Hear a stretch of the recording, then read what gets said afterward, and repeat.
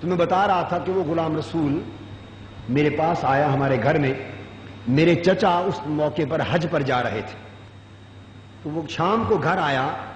اس نے کہا جی آپ کے چچا حج پر جا رہے ہیں؟ میں نے کہا ہاں.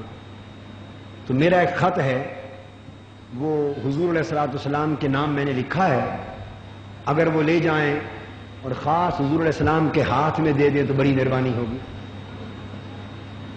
بتانا چاہتا ہوں ایسے ایسے سادہ لوگ دنیا میں موجود، سادہ لوگ. میں نے سنا، میں نے کہا کیا ہے؟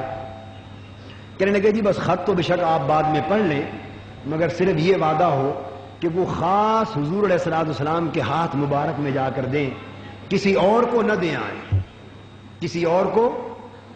میں نے پوچھا بھئی اور سے مراد کیا ہے آپ کی؟ اور سے وہ کہنے لگے جی ایسے ہوتا ہے نا، مثلا وہ لے کر جائیں گے گھر، معلوم کریں گے، دروازہ کھٹکھٹائیں گے تو بعض اوقات کسی کام گئے ہوئے ہوتے ہیں اور گھر میں بچے ہوتے ہیں یا کوئی اور ہوتا ہے، تو کسی بچے کے ہاتھ میں نہ دیں آئیں، بعد میں گم ہو جاتا ہے خط، ممکن ہے نہ دیں. تو وہ انتظار کر لیں یا دوبارہ چلے جائیں، جب حضور علیہ الصلوۃ والسلام خود ملیں ان کے ہاتھ میں دیں آئیں. یہ وہ سادہ امتی حضور کا سادہ. میں نے کہا ٹھیک ہے حضور تک پہنچ جائے گا، وعدہ ہوا. میں نے کہا مجھے اجازت ہے میں پڑھ سکتا ہوں؟ اس نے کہا جی بے شک پڑھ لیں. وہ چلا گیا. خط میں نے کھولا، اوپر لکھا ہوا تھا بخدمت جناب حضرت محمد رسول اللہ صلی اللہ علیہ وآلہ وسلم. آگے السلام علیکم ورحمۃ اللہ وبرکاتہ، جس طرح عام خط لکھتے ہیں. نیچے بھئی آپ کی خیریت مطلوب ہے، عام مضمون جو ہوتا ہے جس طرح کوئی کسی کو خط لکھتا ہے ادب احترام کے ساتھ. اس میں لکھا تھا حضور میں آپ کا امتی ہوں، جنگ محلہ پرانی عیدگاہ میں رہتا ہوں، قادری صاحب کے پڑوس میں.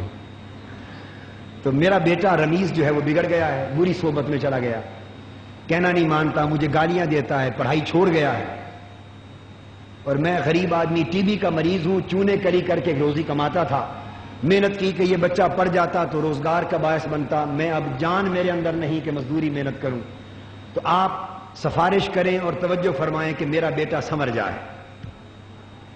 اور آخر پہ لکھا تھا اگر آپ کرم کریں امتی ہوں میرا بیٹا سنور جائے، میں غریب آپ کے بچوں کو دعا دوں گا.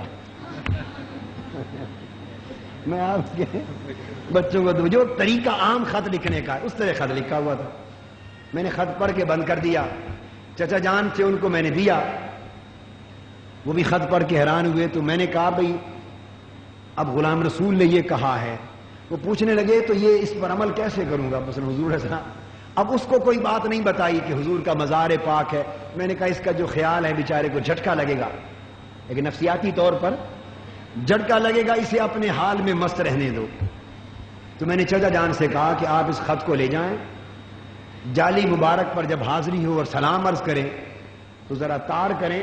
جو شرطے ہوتے ہیں نا سپاہی، جب ذرا دائیں بائیں جھانکیں دیکھیں وہ قریب نہ ہو تو چپکے سے اس لفافے کو جالی مبارک کے اندر پھینک دیں اور عرض کریں یا رسول اللہ صلی اللہ علیہ وسلم، آپ کے غلام، ایک غلام رسول، نام بھی غلام رسول ہے حضور، اس نے آپ کی طرف خط بھیجا ہے، درخواست بھیجی، بس حضور کو پہنچ جائے گا.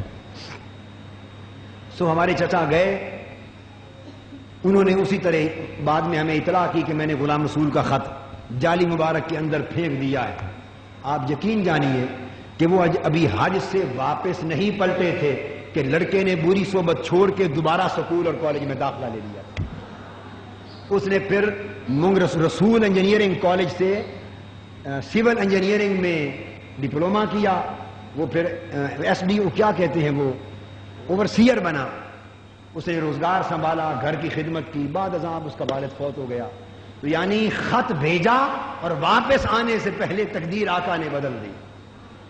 تو مقصد بات کا یہ ہے کہ ہم سچے دل سے اگر حضور کی طرف جھکنے والے بن جائیں تو حضور علیہ الصلوۃ والسلام آج بھی توجہ کر کے ہمارے احوال کو سنوارتے ہیں، آج بھی اپنے فیض کے ساتھ ہمیں نوازتے ہیں. تو یعنی کمی ہماری طرف سے ہے، کمی ساری ہماری طرف سے ہے.